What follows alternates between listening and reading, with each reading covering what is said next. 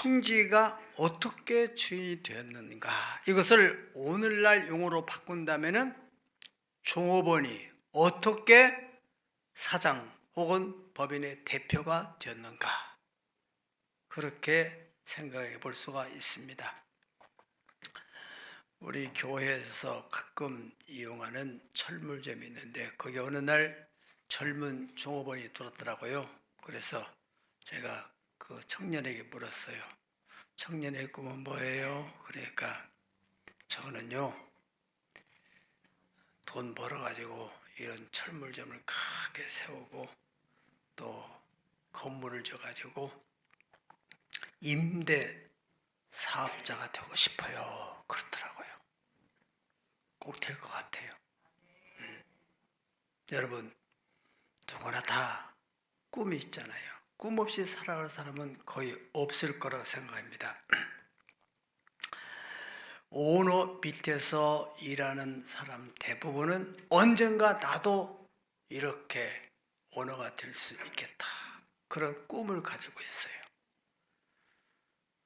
그 청년처럼 우리 교회도 식당에서 이렇게 일을 하다가 독립해 가지고 식당을 차려서 식당 주인이 된 사람도 있고, 또 우리 간증했던 권사님 안수 집사님도 이렇게 직장 생활하다가 사업을 열어 가지고 대표가 됐고, 할렐루야.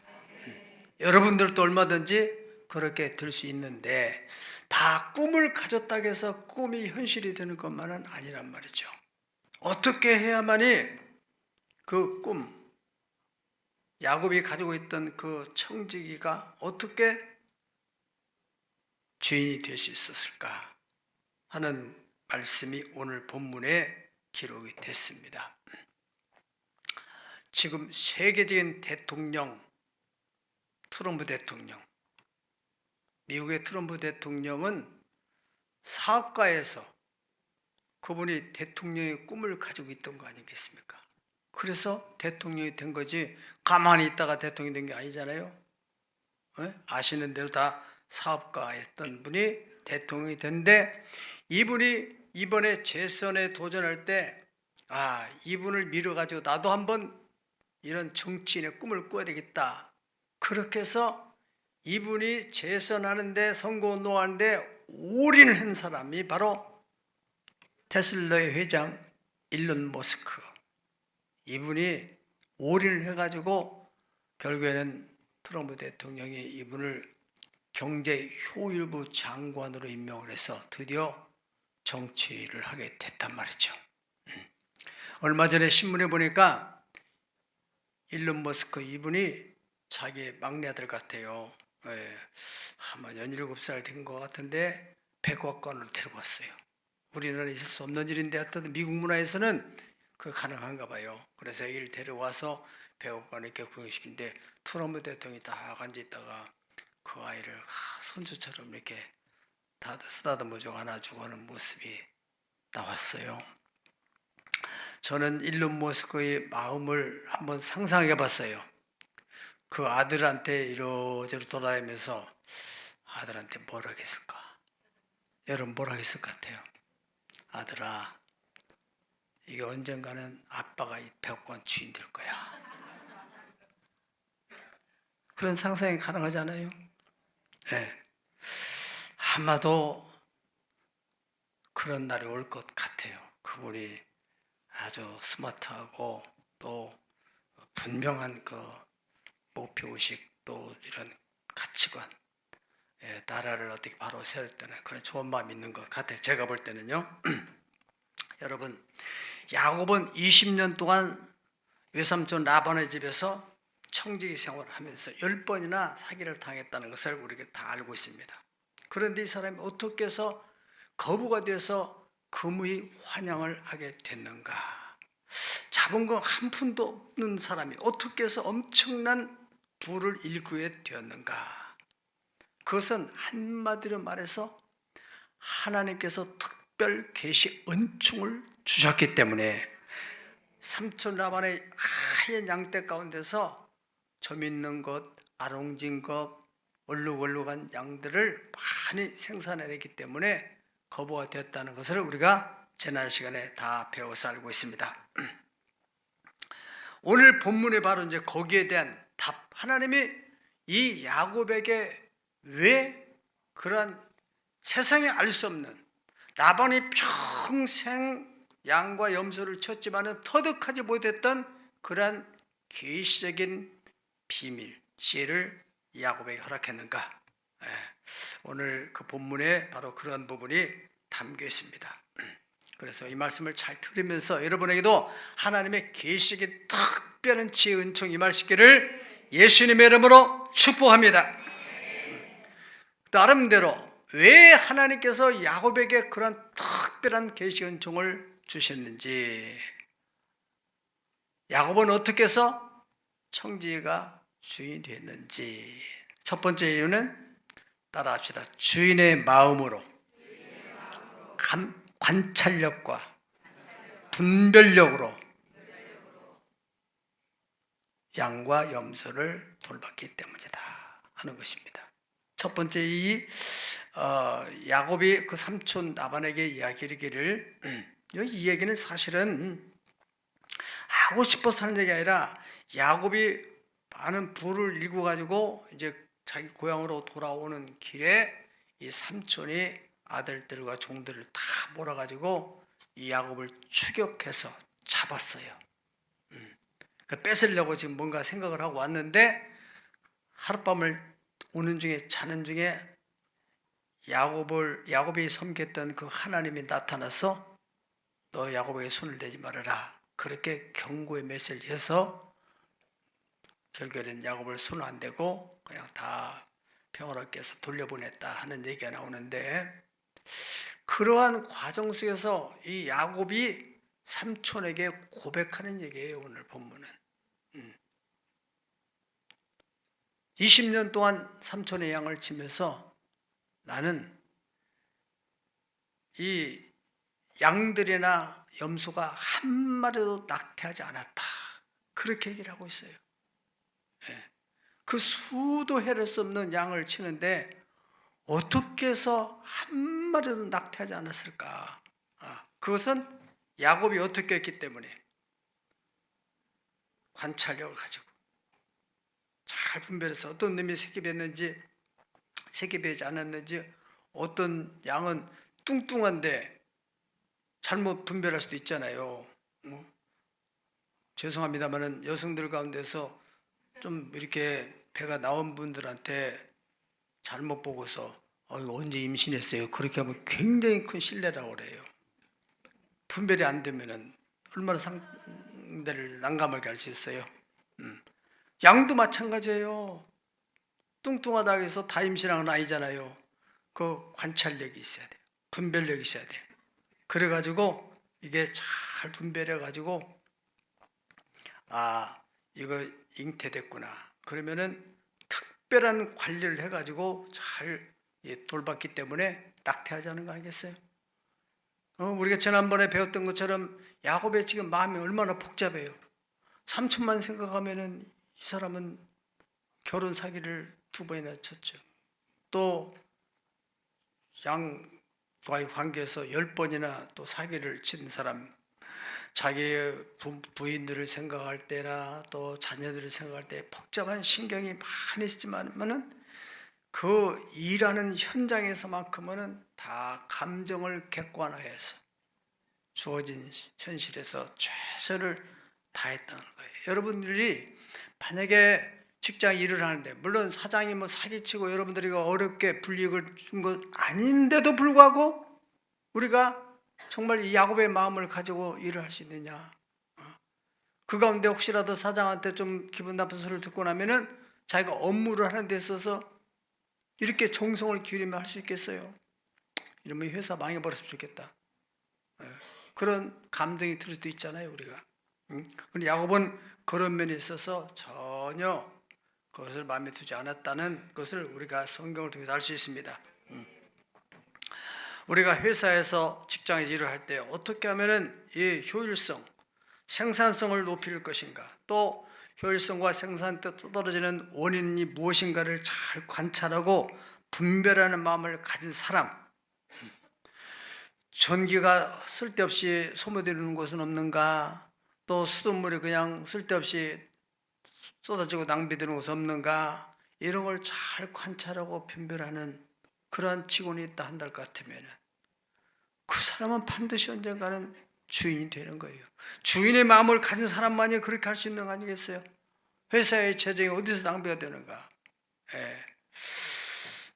때가 되면 그런 사람은 반드시 주인 되는 복을 받게 될 수 있습니다. 잠언서 22장 29절 볼 것 같으면은 네가 자기 일에 능숙한 사람을 보았느냐? 이런 사람은 왕 앞에 설 것이요 천한 앞에는 서지 아니하리라. 어떤 사람이요? 자기 일에 능숙한 사람. 자기가 하는 업무에 대해서 정성을 가지고 관찰하고 분별하는 사람. 여러분 말씀드린 대로 사업가 트럼프가 어떻게 해서 세계 최고의 나라 대통령이 될 수 있었느냐?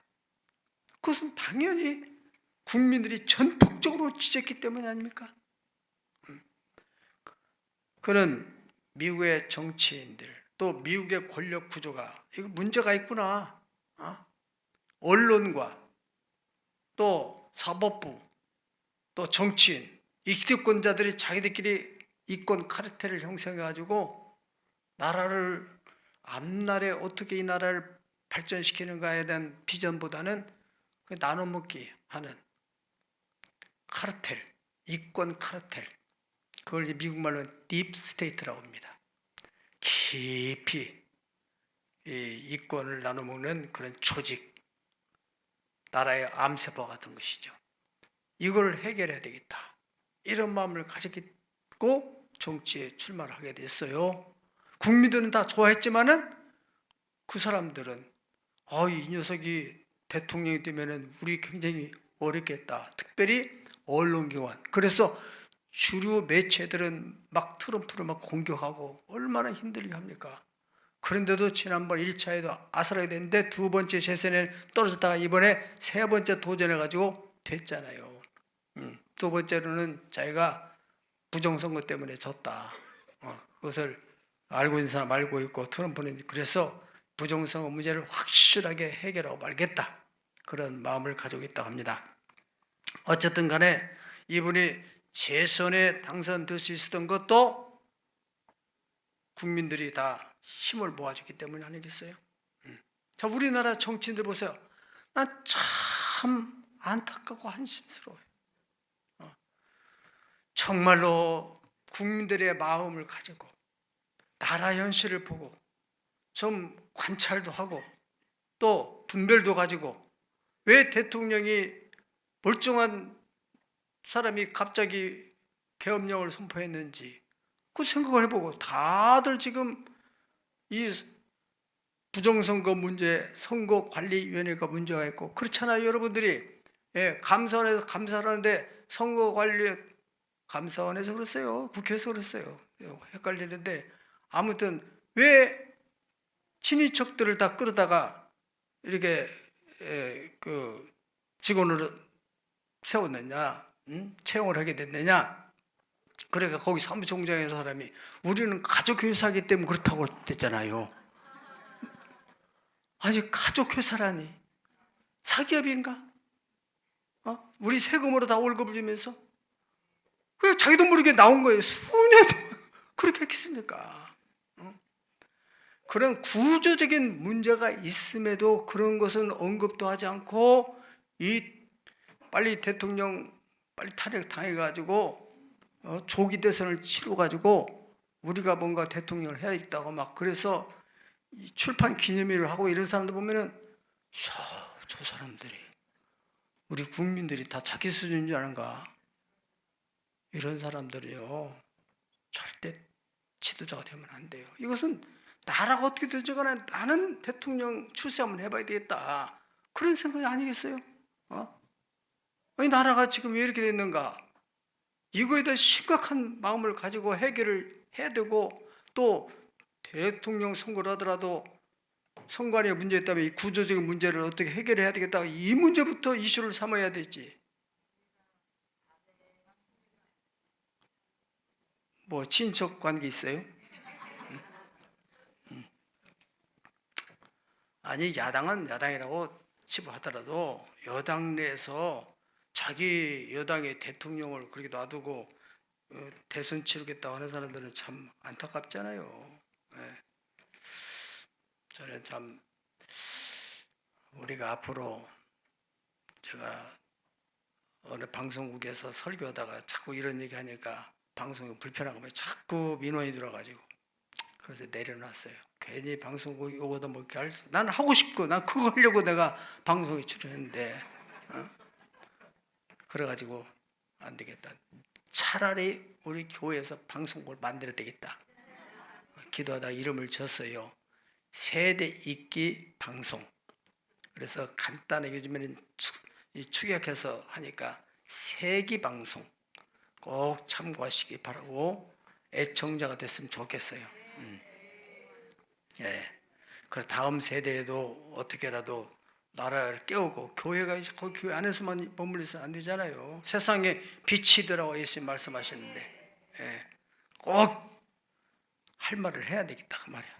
죽기 전에 한이 들 것 같으니까 다음 세대를 위해서라도 할렐루야.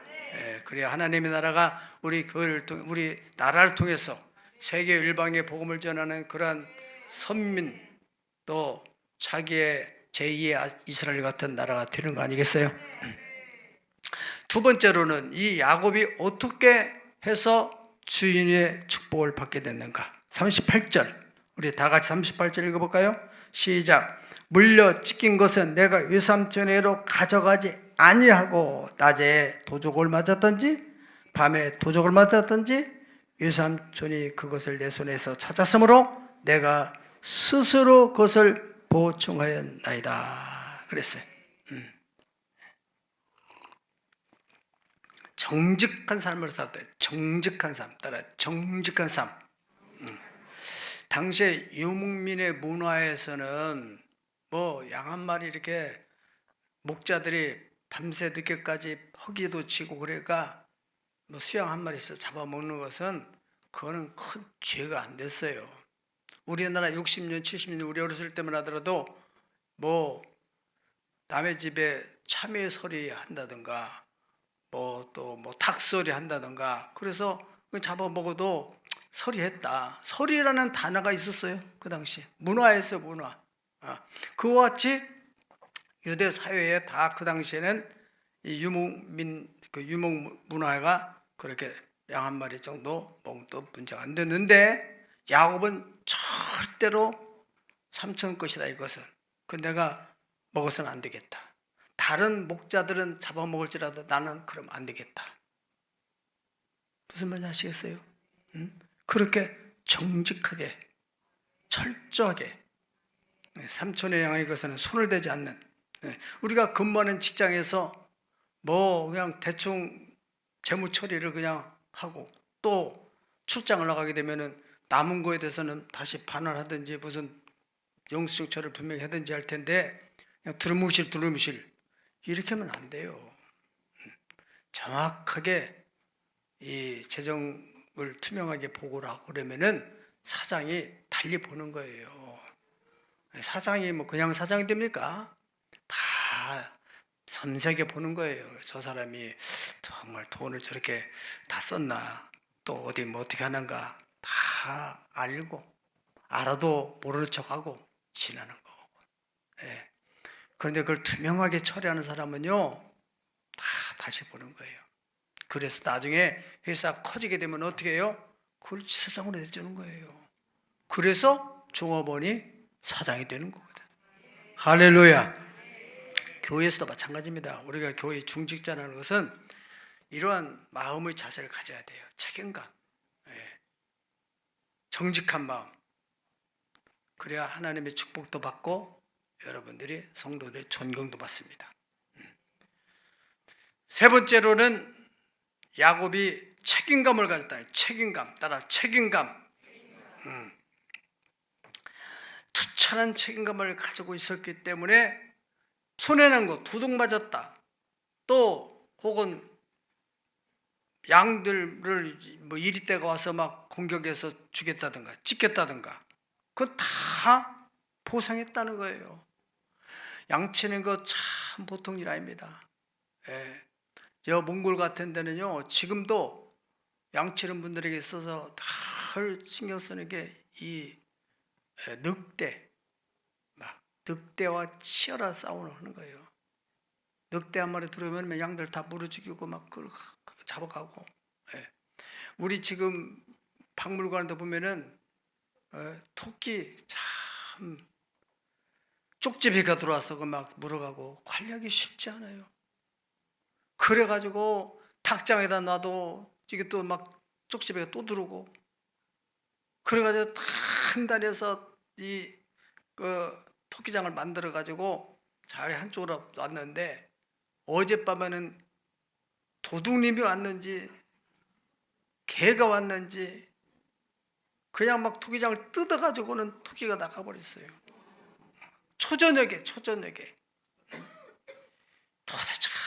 도대체 어떻게 요즘 사람이 누가 토끼 2마리 잡으려고 이렇게 나쁜 짓 하진 않았을 건데 근데 개가 와서 어떻게 이걸 뜯어냈는지 하지만 고민이 되는 거예요. 그래 내가 우리 저기 박가인 교사한테 CCTV 한번 재생을 해봐라 했더니 거기 다 찍혔어요. 하얀 게 3마리하고 까만 게 한 놈이 들었다고 그래. 그러면 TV에 찍혀 막 돌아다니다가 우리 거기 딱 있는데 토끼장인데다 막 그래가지고 막 잡아당기고 난리를 치고 있더라고. 토끼가 다 가버렸어요. 쉽지 않아요. 관리하는데 참 어려워요. 아무튼 오늘 공교롭게 경찰관이 왔더라고. 구경 삼아 왔다고 해서 내가 그 얘기를 했더니 그거 신고하면 된다고 해서 그래 알았다고 신고했다. 자꾸 돈들을 사들으니까 이거 감당이 안 되는 거야. 그러면 이제 이제 분석해가지고 개주인을 찾겠지. 이제 개주인을 찾아서 우리 교회 다 재정 여러분이 헌금한 거잖아요. 다 하게. 책임감을 가졌다. 책임감 물어내었다. 우리 저 몽골 헵시바 관계돼서 일하고 있는 박이 씨 얘기 들으면은 자기가 좀 도시에 일을 하면서도 이제 자기 좀 재산을 증식시키려고 친구 시골에 사는 자기 고향에 사는 친구한테 야 어차피 양 키우면서 내가 양을 좀 사놓을 테니까 양 좀 키워줘라. 그럼 내가 너한테 얼마 주겠다. 그 양이 고기를 뭐 그냥 풀어놓으면은 다 들판에서 공짜로 먹고 풀이 다 있으니까 그렇잖아요. 근데 1년 지나서 야 어떻게 됐냐 물어보면 한 마리도 없다고 하는데 아니 어떻게 된 거야? 늑대가 다 잡아먹었대.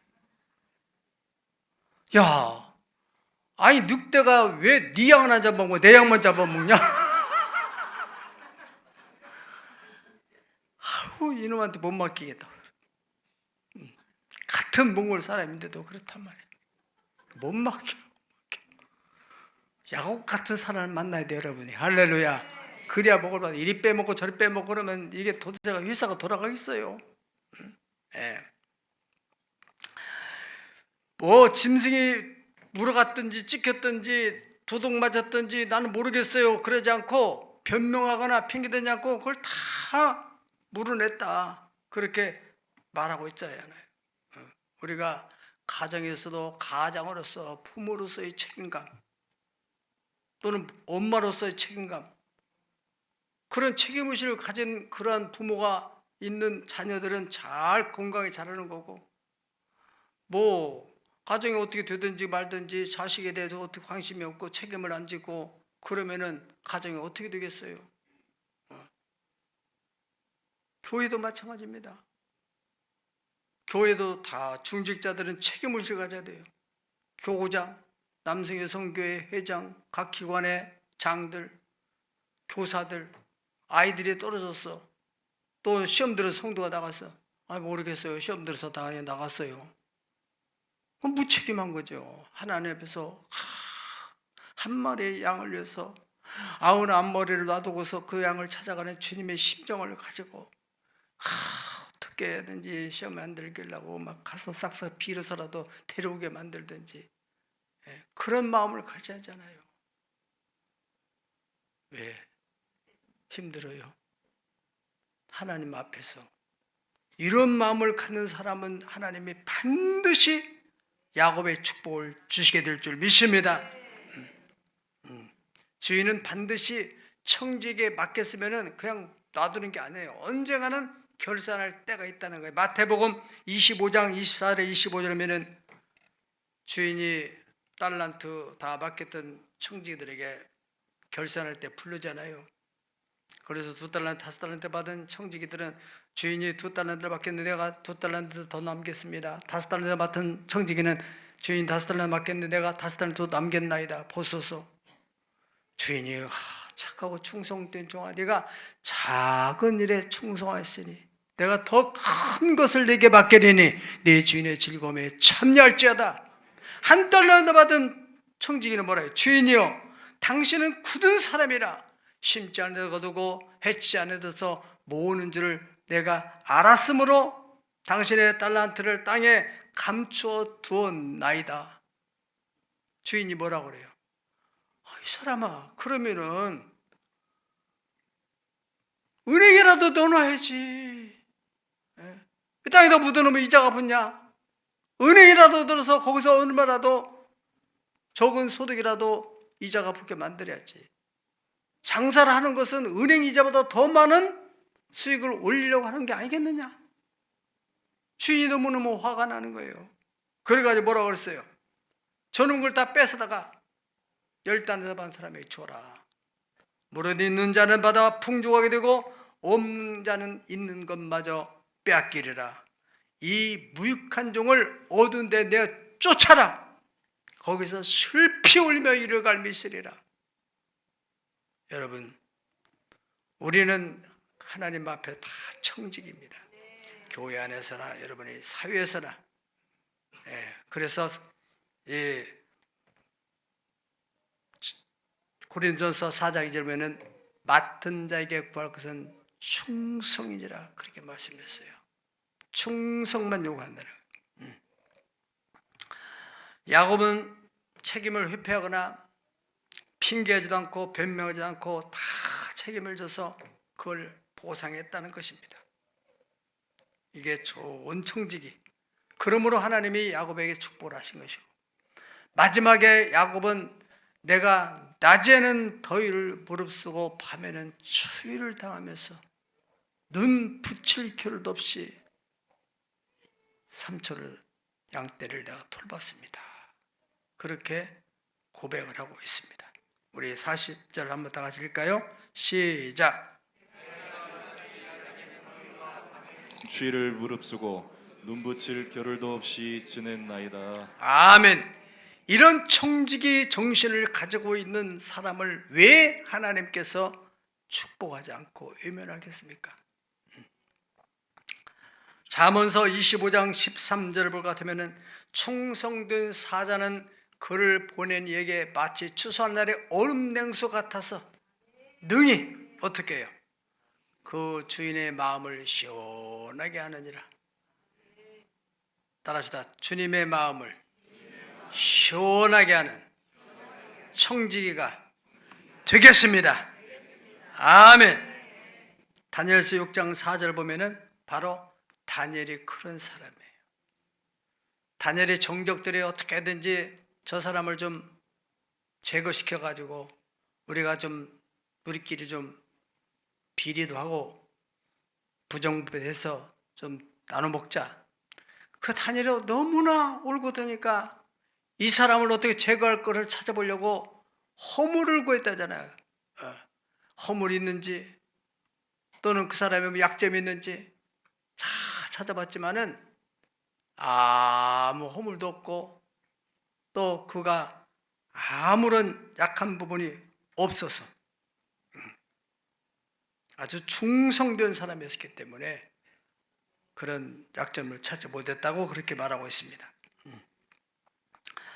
마태복음 24장 45절에 47절 다 같이 보겠습니다. 시작. 충성되고 지혜 있는 종이 되어 주인에게 그 집 사람들을 맡을 때를 따라 양식을 나눠줄 자가 누구냐? 주인이 올 때 그 종이 이렇게 하는 것을 보면 그 종이 복이 있으리로다. 내가 진실로 너희에게 이르노니 주인이 그의 모든 소유를 그에게 맡기리라. 아멘. 예수님이 직접 말씀하신 정말 충성되고 지혜 있는 종, 그 사람은 때를 따라서 양식을 나눠주고, 그렇게 충성스럽게 일할 때 주인이 그걸 결산하고 올 때 그에게 모든 소유를 더 맡기겠다, 그렇게 말씀하셨어요. 여러분, 천하의 모든 만물은 다 주님의 것을 믿으면 아멘 하십시다. 부도 귀도 영광도 다 주님께로 나온다 했지 않습니까? 정말 우리가 예수를 믿는다면서 예배만 드릴 뿐이지 삶의 현장에 나가서는 세상 사람들과 다를 바가 없이 그렇게 살면서 하나님 내게 복 주십시오 이렇게 기도한다면은 그건 미신이지 참된 신앙이 아니에요. 성경적 신앙, 야곱의 생을 통해 나타난 복음의 비밀은 야곱이 아주 치열하게 복음적인 삶을 살았다는 거예요. 하나님의 언약적 사명감 가지고 내가 너와 함께 있어서 네가 어디로 가든 내가 너를 지켜주고 너를 이끌어 이 땅으로 돌아가게 할 것이라. 내가 너에게 허락한 것이 있다. 따라합시다. 하나님께서 나에게 허락한 것이 있습니다. 그렇습니다. 예수님께서 우리를 위해서 온 몸의 피를 다 쏟아서 구원하신 것은 우리를 통해서 하셔야 될 일이 있어서 우리를 구원하시는데, 허락한 것을 주님은 이루어서 그 일을 통해 하나님의 영광 되기를 원하시는 것입니다. 야곱은 막연한 기도 속에서 삼촌과의 감정적인 분노를 품어가면서 가장 시간만 때우려고 하는 그런 청지가 아니었다는 거예요. 하나님, 내 인생은 왜 이렇게 힘듭니까? 하나님에서 원망하지 않았다는 거예요. 주어진 삶의 현실이 내가 지금 알지 못하지만은 하나님 다 보고 계시고 듣고 계시고, 그래서 호람되오 신앙으로 하나님이 다 보고 있다. 내 억울한 사정을 다 하나님이 아신다. 그래서 성경에 말씀하잖아요. 하나님께서 다 보시고, 창세기 31장 12절 볼 것 같으면 이르시되 네 눈을 들어 보라, 양떼를 탄 숫 양은 다 얼룩무늬 있는 것, 점 있는 것, 꽈롱진 것이니라. 라반이 네게 행한 모든 것을 내가 보았느니라. 그렇습니다. 여러분들의 상사가 여러분들에게 억울하게 행하고 있는 일들 다 하나님 보고 계시는 믿으시기 바랍니다. 다 보았기 때문에 내가 너에게 삼촌의 것을 다 재정을 이동시킬 수 있는 노하우, 계시적인 지식을 너한테 내주겠다. 그래서 하나님의 초차원적인 방법으로 그 삼촌 것을 다 이동시키게 하셨다는 것입니다.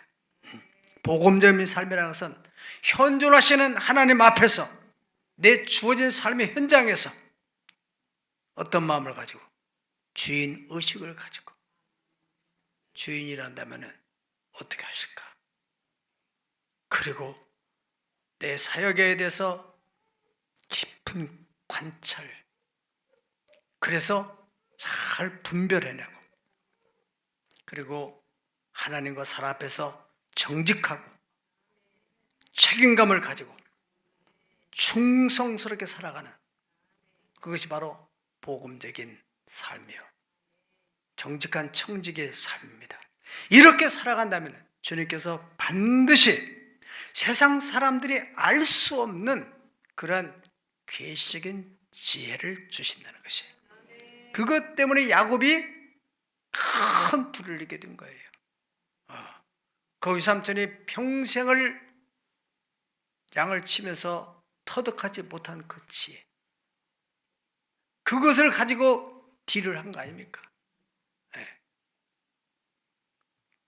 여러분, 이런 체험으로 우리 수많은 사람들에게 하나님이 과연 너를 보니까 살아계시다.